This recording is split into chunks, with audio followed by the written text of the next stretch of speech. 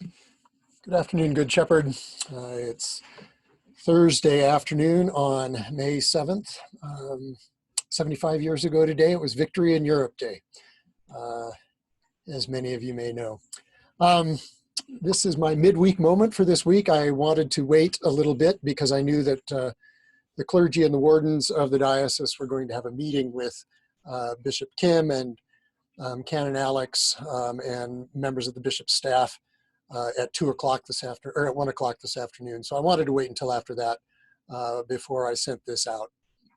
But I want to begin this afternoon by saying earlier this week, in my reading through the daily office lectionary, I came across this passage from 1 Thessalonians, which is, as far as we know, the first letter that Paul wrote to any of the congregations with which he had dealings. And he writes very early on, this is in the first chapter, he writes, "For we know, brothers and sisters, beloved by God, that he has chosen you," that God has chosen you. And that was his opening statement to that congregation. New Christians, these are people who've only been Christians for a few years. And Jesus had only been dead for maybe 15 or 20. So this is very, very early on, and everybody's trying to figure everything out. And there's persecution and worry and anxiety, all of those kinds of things. And Paul's opening salvo to this body of Christians was, "Brothers and sisters, beloved by God, know that God has chosen you." Beloved brothers and sisters of Good Shepherd, know that God has chosen you for a time like this, to be together, to support one another, to recognize that the congregation of Good Shepherd will survive, and we will go forward. It will just be different. And this has happened before in the history of the church. Things have been different, and it has happened a little bit, not quite to this extent in the history of Good Shepherd in Centennial. So just remember that God has chosen you, this congregation. You are God's beloved. Just a few other reflections, not a lot of news today, but a few other reflections. I've been thinking about the role of the priest in charge process and where we are in this visioning process, and part of the difference between what a priest in charge is supposed to do and what an interim traditionally is done. And people often will say that an interim priest comes in and breaks things so that the new priest, the new rector, comes in and can put them all together. And the difference between the interim role and the role of the priest in charge is that the priest in charge doesn't really come in and break anything. The priest in charge works discerning with the congregation where to go next.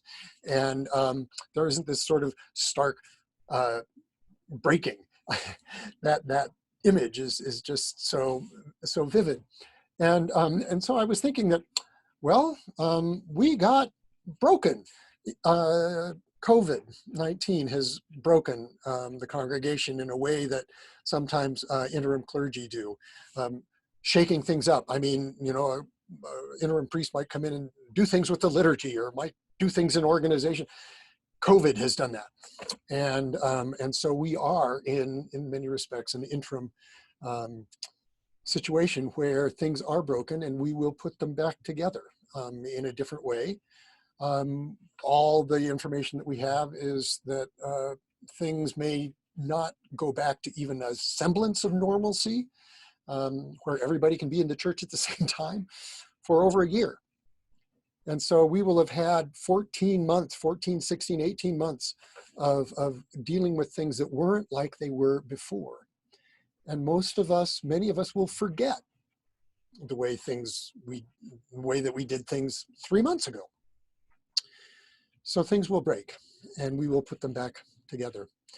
Another thing that I was thinking about is we've been reading this book and talking about this book, the Canoeing the Mountains, with the image being Lewis and Clark heading west to get to the Pacific Ocean, knowing that it's there and that their goal was to find the best passage through it. And that they had to figure out how to innovate on the way because things didn't turn out quite the way they expected.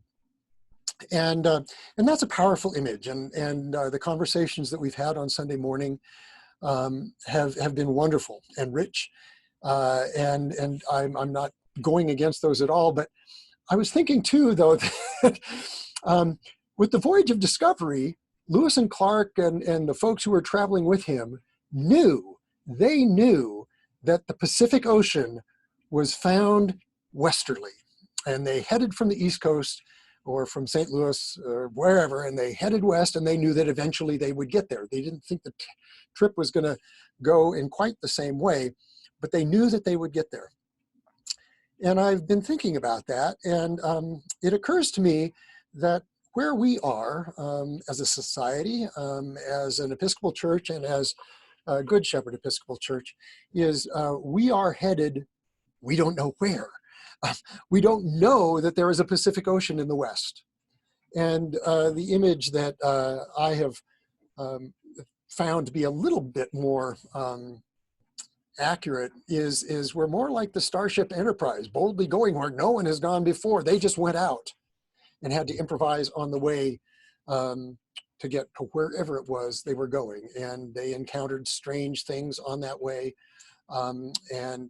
So I see us more in that sort of very futuristic way of looking at discovering, as opposed to the way that Lewis and Clark did it. Although, man, we have a lot to learn from them as well. The last couple of things I want to say is that, as I mentioned before, we just had this conversation with the bishop's office about plans for moving out of this all stay-at-home format into something where we can start using the building again. Right now, the hope is that we might be able to put some people, that would be maybe me and some musicians, back in the chapel or something like that, on Trinity Sunday. That's June 7th. Tentative. Between now and the end of May, including Youth Sunday, we will continue to worship remotely. And even when we go get some people back in the building, it will still be remote worship. It's just that there may be 3 or 4 of us who are in the building doing something to lead that worship at the same time. And then that will be how we will do it for quite some time, until we are able to bring more people into the building. But we have a lot of things to be concerned about: how to keep people safe. What will you want to have happen so that you feel safe going back into that building? How will we keep it clean? All of those kinds of things. And the vestry and the wardens and I will be working on that. We'll have other people talking about it too. We are getting wonderful guidance, nationally recognized guidance from the Office of the Bishop. And so that's really fabulous. But don't get anxious about when we're going to get back in. We will. We just don't know when. Some of these questions, and I wanted to mention this, and there was a piece in the e-news that went out today, and I'll say more about it next Sunday, and it will come again in the e-news next Thursday, is that a week from tonight, we will have a panel to answer questions about how to deal with what's going on, how we're dealing with it internally, our own anxieties and all of those kinds of things. How do we make sense of this? What does the reopening look like? This will be a panel discussion with parishioner Bev White, who's a psychotherapist and can help us think through some of these things from her area of expertise. The Reverend Canon Emeritus Carl Andrews, who was the canon to the ordinary for a while and is now an advisor to both our current canon to the ordinary, Alex Dyer, and the bishop, on emergency preparedness and how to deal with the logistical issues related to reopening. He will be with us as well next Thursday night at 7 o'clock, and then I and probably Carl Andrews or Carl Agneson will be there as well to help answer some of the questions or field questions that you may have about things that are specific to Good Shepherd and stuff like that. So just put that on your list of things for next Thursday night at 7 o'clock. And you'll see more about that. But we will move with your health as primary.